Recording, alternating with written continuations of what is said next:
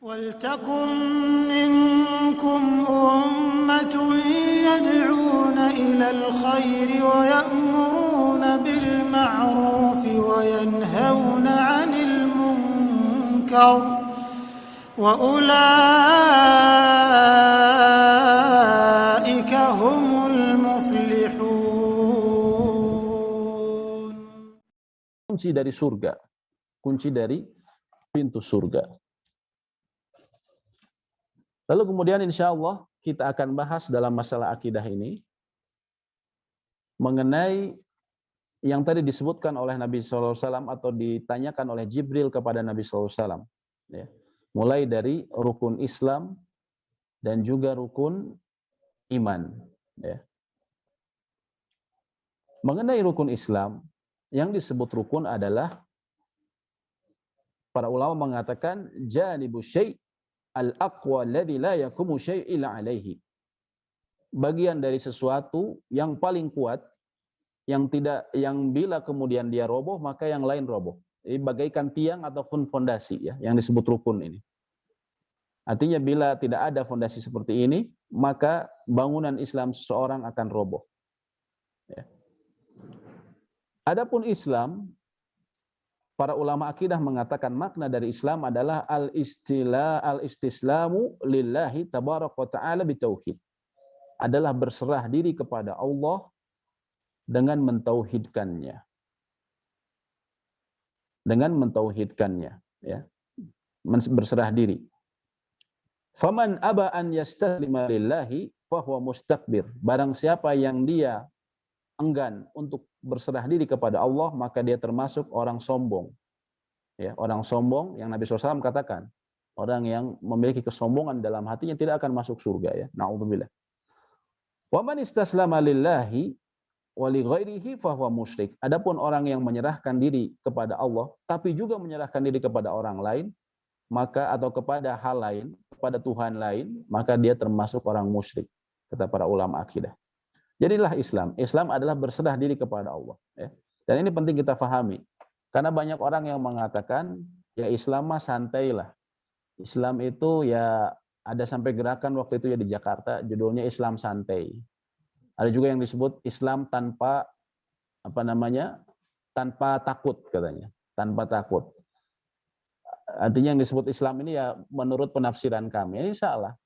Karena judulnya Islam ini dari judulnya sendiri. Kata Islam ini adalah berserah diri kepada Allah. Artinya kita bersiap memperserahkan diri kita kepada aturan-aturan yang Allah buat. Pencipta alam semesta kita. Ya. Dan disebutkan, yang disebut dengan rukun Islam,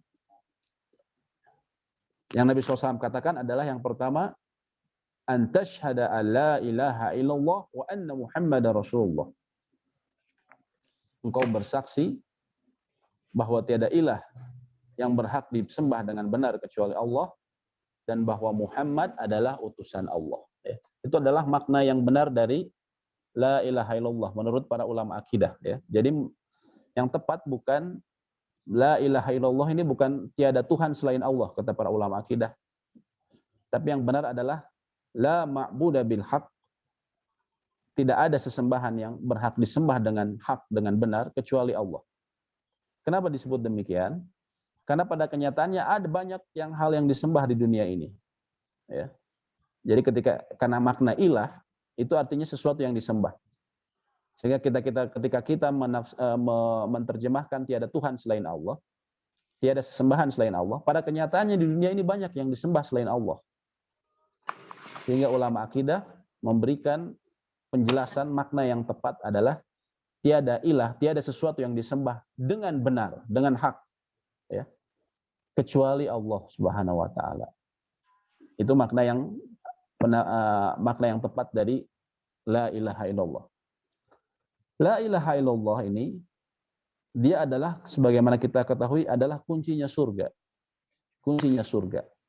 Orang yang meninggal, Nabi SAW katakan man kana akhiru kalamihi la ilaha illallah, barang siapa yang perkataan terakhirnya la ilaha illallah di dunia ini, dakhalal jannah, maka dia akan masuk surga.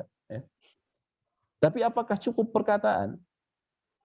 Apakah cukup dengan seseorang mengatakan la ilaha illallah lalu kemudian masuk surga? Jawabannya kata para ulama tidak. Kalau hanya perkataan, burung beo pun bisa mengatakannya. Tapi dia adalah kunci yang juga sebagaimana kunci dia memiliki gerigi. Dan kunci tanpa ada gerigi di dalamnya tidak bisa dibuka pintu. Namun ketika ada geriginya, baru pintu bisa dibuka. Begitu pula dengan la ilaha illallah, geriginya adalah maknanya yang tepat. Dan bagaimana kemudian seseorang meyakini dan berusaha mengamalkannya. Sehingga la ilaha illallah, makna yang pertama adalah la ilaha. La ilaha ini maksudnya, kata para ulama akidah, tiada ilah, tiada sesuatu yang berhak disembah. Ya. Nafian jami'i ma yu'badu min dunillahi azza wa jalla. Adalah seseorang ketika mengucapkan la ilaha, dia menolak semua yang disembah selain Allah. Menolak semua yang disembah selain Allah. Ya. Kemudian ketika dia mengucapkan illallah, maka kecuali Allah, maka dia meyakini muthbitan al-ibadah lillahi wahdah la syarikalah. Dia meyakini atau dia menetapkan bahwa ibadah itu hanya diperuntukkan bagi Allah semata. Ibadah hanya diperuntukkan bagi Allah semata. Jadi la ilaha illallah ini maknanya, ya. Yang pertama la ilaha, dia menolak semua yang disembah selain Allah. Lalu kemudian setelahnya illallah, ketika dia mengucapkan illallah, maka dia menetapkan bahwa ibadah ini hanya untuk Allah saja. Tadi yang pertama menolak semua sesembahan selain Allah, semua ibadah kepada selain Allah. Kemudian dia menetapkan ibadah tersebut hanya bagi Allah semata. Hanya bagi Allah semata. Ya. Maka dia menolak yang pertama tadi, dia menolak la ilaha, dia menolak semua yang disembah selain Allah, baik itu hewan, ya. Karena ada di negara-negara tertentu ada yang mereka menyembah hewan ataupun jamadan ataupun benda-benda benda-benda mati, ya, patung-patung, ya, ataupun hal selain itu, ya, dan dia menetapkan hanya bagi Allah. Maka orang yang, para ulama akidah mengatakan faman nafa walam yuthbit, barang siapa yang dia, ini kedua hal tadi ini, ya, kita menolak semua sesembahan selain Allah, kemudian kita menetapkan hanya bagi Allah, ini harus dimiliki keyakinan ini dalam dada kita. Bila tidak lengkap, hanya salah satunya saja, kata para ulama, barang siapa yang menolak tadi sesembahan selain Allah, tapi tidak menetapkan bagi Allah, maka dia bukan disebut sebagai seseorang yang bertauhid. Contohnya, saya tidak percaya, ada orang-orang yang saya tidak percaya ada penyembahan ke kuburan, penyembahan ke pohon. Saya nggak percaya, itu semua kesyirikan. Tapi dia tidak menetapkan ibadah kepada Allah, maka dia sama dengan orang semacam ateis, ya. Ada juga orang yang dia, kata para ulama, waman athbata walam yanfi la yakun muwahidan. Begitu juga orang yang dia menetapkan ibadah hanya bagi Allah. Dia mengakui bahwa Allah yang berhak diibadahi, tapi dia tidak menolak yang lainnya. Contohnya apa? Maksudnya dia percaya bahwa Allah penguasa alam semesta. Di sisi lain dia mengakui kalau di Laut Selatan itu, di Jawa di Laut Selatan, itu ada Nyi Roro Kidul yang menguasai. Dia yakini pula kalau di gunung ini ada jin ini yang menguasai. Yang kita kalau mau lewat situ kita harus ngasih sesajen, ya, karena dia yang penguasa di sana, katanya. Ataupun dia, contohnya naudzubillah, orang-orang liberal, ya. Kalau yang wajah modern sekarang orang-orang liberal. Dia mengakui saya Tuhan saya Allah. Saya yakin agama saya Allah, ya. Tapi saya juga mengakui bahwa agama yang lain itu benar, mereka semua menuju Allah, ya. Hanya caranya saja yang berbeda-beda. Nah, ini sama juga. Artinya tauhid dia belum benar. Ucapan la ilaha illallah dia tidak ada gunanya, melainkan hanya ucapan belaka. Ya. Hanya ucapan belaka. Karena dia tidak menolak sesuatu yang disembah selain Allah. Ya. Dan inilah yang harus dimiliki keyakinan seorang muslim ketika dia mengucapkan la ilaha illallah. Dia selalu ingat bahwa pertama dia harus menolak semua sesembahan selain Allah, semua ibadah kepada selain Allah. Ya. Dan ibadah ini maknanya luas ya. Antara lain termasuk ketaatan. Ketaatan mutlak itu hanya bagi Allah. Dia menolak semua ketaatan mutlak kepada selain Allah. Lalu kemudian dia menetapkan ibadah, ketaatan mutlak antara lain dan juga ibadah dia hanya bagi Allah semata. Hanya bagi Allah semata. Ya. Dan itu antara lain makna dari kalimat tauhid yang terpenting, rukun dari kalimat la ilaha illallah yang harus kita ketahui. Oleh karenanya ini bukan sekedar ucapan semata. Ya. Ketika orang mengucapkan tadi la ilaha illallah langsung otomatis masuk surga, kata para ulama bukan seperti itu, tapi harus disertai dengan keyakinan yang benar. Keyakinan yang benar. Lalu para ulama juga mengatakan, sesungguhnya kalimat la ilaha illallah ini memiliki syarat agar diterima. Ya. Selain tadi pengertian yang disebutkan, juga memiliki syarat-syarat agar ucapan tersebut diterima, ucapan kita tersebut diterima di sisi Allah Subhanahu wa taala. Diterima di sisi Allah Subhanahu wa taala. Ya, karena tidak semua orang yang ucapannya la ilaha illallah diterima. Contohnya orang munafik. Orang munafik ini mengakui bahwa la ilaha illallah. Mereka bergaya dengan gaya seorang muslim, pakaian muslim, beribadah sebagaimana ibadah orang muslim. Tapi ucapan mereka tidak diterima dan Allah sebutkan bahwa orang-orang munafik fidarkil asfali minan nar. Mereka dikerak dari neraka. Nauzubillah, bersama orang-orang kafir. Kenapa? Karena ucapan mereka tidak diterima. Walaupun mereka mengucapkan la ilaha illallah dengan pengeras suara, tapi tidak diterima. Karena tidak memenuhi syarat. Lalu apa syaratnya? Para ulama mengatakan syaratnya yang pertama, ya, ada yang menyebutkan 7 syaratnya, ada yang mengatakan 8. Ya. Tapi insya Allah ini 7-8 tidak merupakan perbedaan yang besar karena maknanya sama. Ya. Yang pertama adalah, syarat pertama dari ucapan la ilaha illallah agar diterima di sisi Allah adalah al-ilmu al-munafi li jahli.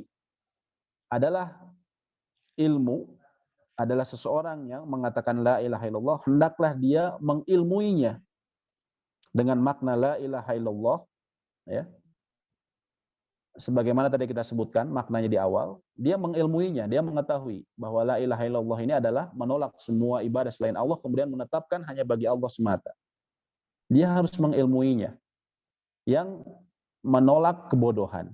Jadi jangan sampai kita bodoh dalam makna la ilaha illallah. Jangan sampai naudzubillah orang sekarang begitu faham makna dari misalnya hukum-hukum positif, hukum-hukum yang ada di negara ini misalnya. Makna dari semboyan Bhinneka Tunggal Ika misalnya, ya. Tidak salah, cuman maksudnya dia memahami betul, tapi ketika ditanya makna la ilaha illallah, dia bingung, apa ya? Ya itu aja, tiada Tuhan selain Allah, cuman begitu saja, ya. Agar kita diterima ucapan kita tersebut, maka harus diilmui. Dan ini merupakan perintah Allah. Allah sebutkan dalam surat Muhammad, fa'lam annahu la ilaha illallah wastaghfir li dzambik. Dalam surat Muhammad ayat 19. Maka ilmuilah bahwasanya tiada ilah yang berhak disembah selain Allah, ya. Wastaghfir li dzambik, dan mohon ampunlah atas dosa-dosamu, ya. Allah katakan dalam surat Muhammad ayat 19 tadi, fa'lam, ilmuilah annahu la ilaha illallah, bahwasanya dia la ilaha illallah, bahwasanya la ilaha illallah, tiada Tuhan atau tiada ilah yang berhak disembah selain Allah. Jadi yang pertama, kita harus membekali agar syarat kita, perkataan kita diterima, kita harus mengilmui maknanya. Yang kedua adalah al-yakin al-munafi li syak wa raib. Adalah seseorang yang mengucapkan kalimat la ilaha illallah, maka dia harus menanamkan keyakinan di dalam hatinya. Al-munafi li syak, yang dia dengan keyakinan tersebut menghilangkan semua keraguan di dalam hatinya. Ya, semua keraguan dalam hatinya. Allah sebutkan dalam surat Al-Hujurat ayat 15, surat Al-Hujurat ayat 15, Allah sebutkan, innamal mu'minuna alladzina amanu billahi wa rasulih. Sesungguhnya orang-orang yang beriman itu adalah mereka yang beriman kepada Allah dan Rasulnya, tsumma lam yartabu, kemudian mereka tidak memiliki keraguan-raguan. Ya. Jadi Allah menegaskan sesungguhnya orang-orang yang beriman itu ya, adalah orang yang beriman kepada Allah dan Rasul-Nya dan mereka tidak memiliki keraguan-raguan di dalam hatinya. Tidak memiliki keraguan-raguan di dalam hatinya.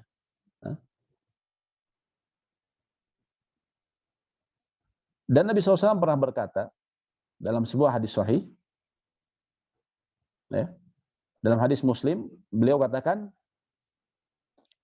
barang siapa yang mengatakan la ilaha illallah wa anni rasulillah, barang siapa mengatakan la ilaha illallah dan bahwasanya aku adalah Rasul Allah, la yalqallaha bihima 'abdun ghairu syak, tidaklah seseorang muslim, seseorang hamba menemui Allah kelak nanti pada hari akhirat dengan kalimat tersebut tanpa ada keraguan dengan ucapannya tersebut selama di dunia, ya, illa dakhalal jannah, kecuali dia akan masuk ke dalam surga. Subhanallah. Ya. Ketika memiliki keyakinan kuat akan ucapan tersebut dan maknanya, ya. Kemudian tadi setelah keyakinan, yang ketiga adalah di antara syaratnya adalah al-ikhlas al-munafi lisyirk wa riya. Keikhlasan dalam mengucapkan dan meyakini kalimat la ilaha illallah yang dia menafikan kesyirikan, ya, baik itu syirik besar maupun kecil seperti riya, ya. Keikhlasan. Karena Nabi SAW mengatakan as'adun nasi bi syafaati yaumal qiyamah, orang yang paling berbahagia dengan syafaatku, kata Nabi SAW, dengan pertolonganku, ya, pada hari kiamat nanti, ya. Karena kita amal-amalan kita bisa jadi pas-pasan, ya, di dunia. Lalu kemudian ditolong, antara lain ditolong oleh Nabi SAW memberikan syafaat, ya. Dan kita berharap mendapatkan itu semua.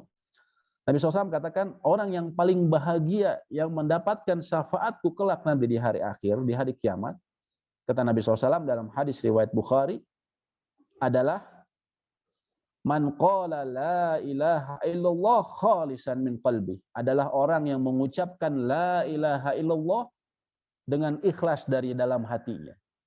Dengan ikhlas dalam hatinya. Artinya dengan ikhlas, dengan dia, ya, keyakinan dan hanya meyakini bahwa Allah saja yang hanya mengharapkan Allah saja ketika dia mengucapkan hal tersebut, ya, bukan karena disuruh orang atau pengen dipuji. Wah, saya pakai bendera la ilaha illallah besar-besar di rumah saya pakai topi la ilaha illallah biar orang tahu bahwa saya orang bertauhid, ya, biar orang tahu, biar orang lihat saya, ya. Tapi ternyata dia tidak menghadirkan niat di sisi Allah bahwa saya mengucapkan itu hanya karena Allah, maka ini sia-sia, ya. Tapi yang bermanfaat adalah yang ikhlas karena Allah. Kemudian yang keempat, syarat yang keempat adalah as-sidqu al-munafi lil kadhib. Kejujuran yang menafikan atau yang menolak kebohongan, kedustaan, ya. Artinya ketika dia mengucapkan tersebut la ilaha illallah, dia benar-benar jujur. Selain tidak ragu-ragu, kemudian hanya karena Allah, juga dia jujur dalam berkatanya, ya.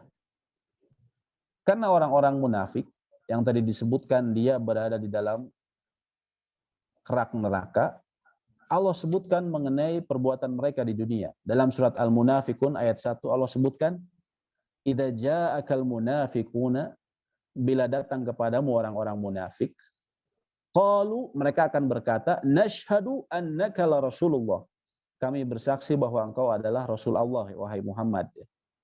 Tapi Allah tolak perkataan mereka karena mereka hanya berdusta, tidak jujur dari dalam hatinya. Allah sebutkan, wallahu ya'lamu innaka la rasuluh, Allah mengetahui bahwasanya engkau adalah benar-benar rasulnya. Wallahu yashhadu innal munafiqina lakadzibun, dan Allah bersaksi bahwa orang-orang munafik itu adalah berdusta. Artinya ucapannya tersebut mengakui bahwa Nabi adalah utusannya, ya, bahwa la ilaha illallah itu hanyalah kedustaan.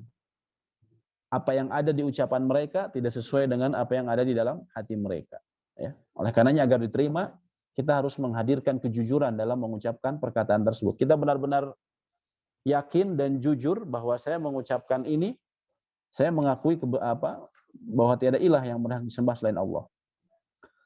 Kemudian yang kelima adalah al-mahabbatu al-munafiyah lil bughdi wal kurhi.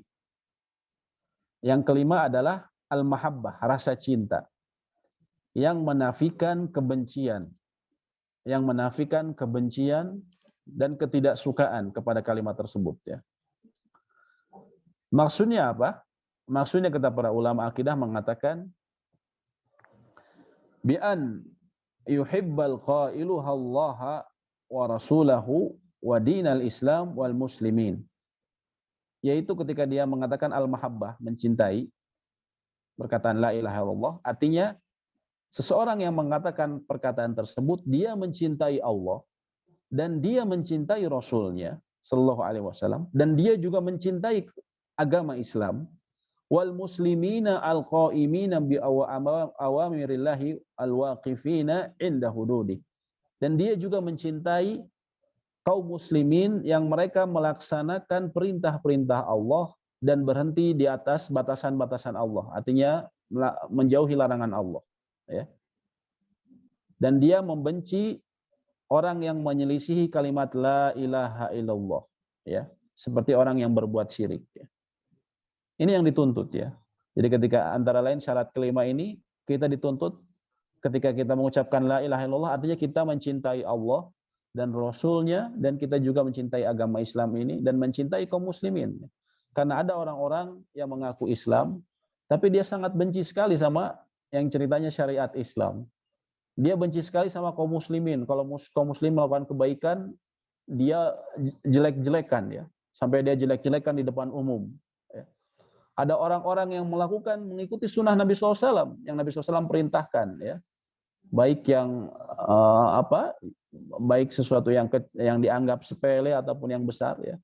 Contohnya beberapa waktu ini, contohnya ciri-ciri yang, ya mohon maaf, misalnya kayak jenggot segala macam. Dia bilang mengaku Islam, ya, mengucapkan la ilaha illallah, tapi dia benci. Dia bilang, ya, ada orang yang mengatakan misalnya berjenggot itu tanda, mohon maaf, tanda orang goblok, ya. Tanda orang goblok. Ini subhanallah.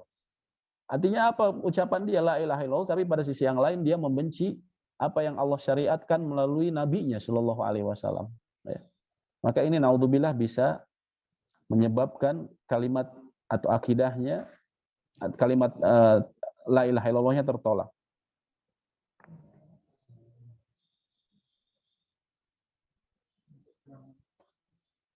Ini sebagaimana Allah sebutkan dalam surat Al-Baqarah ayat 165.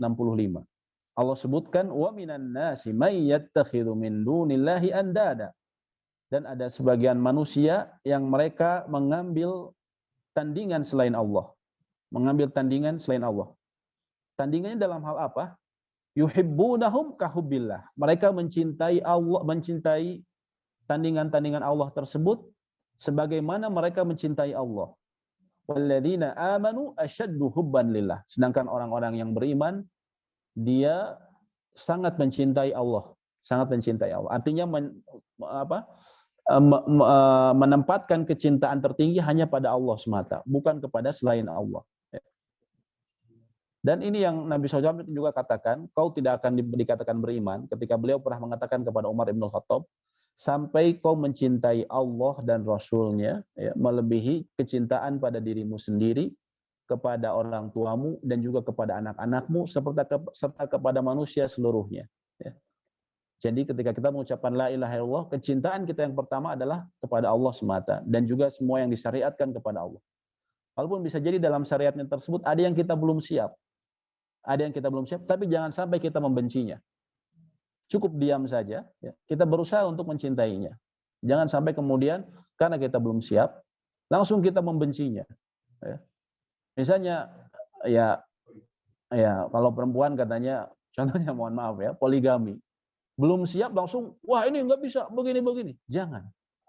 Ini syariat yang Allah turunkan. Kalau belum siap ya sudah, diam saja, ya. Berusaha mempelajari ilmunya. Atau misalnya kayak celana cingkrang, ya, jenggot, ya. Mungkin dia ke kantor jadi nggak keren, celananya cingkrang, apalagi jenggot. Orang-orang ada yang hatinya kotor, mereka mengatakan mau mirip kambing segala macam, ya. Mungkin dia belum siap ya menerima ucapan orang-orang. Bisa jadi dia belum bisa langsung laksanakan. Tidak mengapa, tapi jangan sampai kemudian membencinya. Sampai dia ikut-ikutan orang. Oh iya, itu kayak kambing. Ya. Jenggot nih kayak kambing. Masa Nabi SAW yang memerintahkan kita untuk berjenggot dikatakan mirip kambing? Atau lebih parah lagi dikatakan sebagai orang goblok? Na'udzubillah min dzalik. Ya. Misalnya tadi celana cingkrang, yang nyuruh celana cingkrang siapa? Nabi SAW. Ya. Bukan orang-orang. Terlepas kemudian ada ulama yang mungkin menafsirkannya berbeda. Tapi kita jangan membencinya. Kita jangan sampai kemudian membencinya. Ya.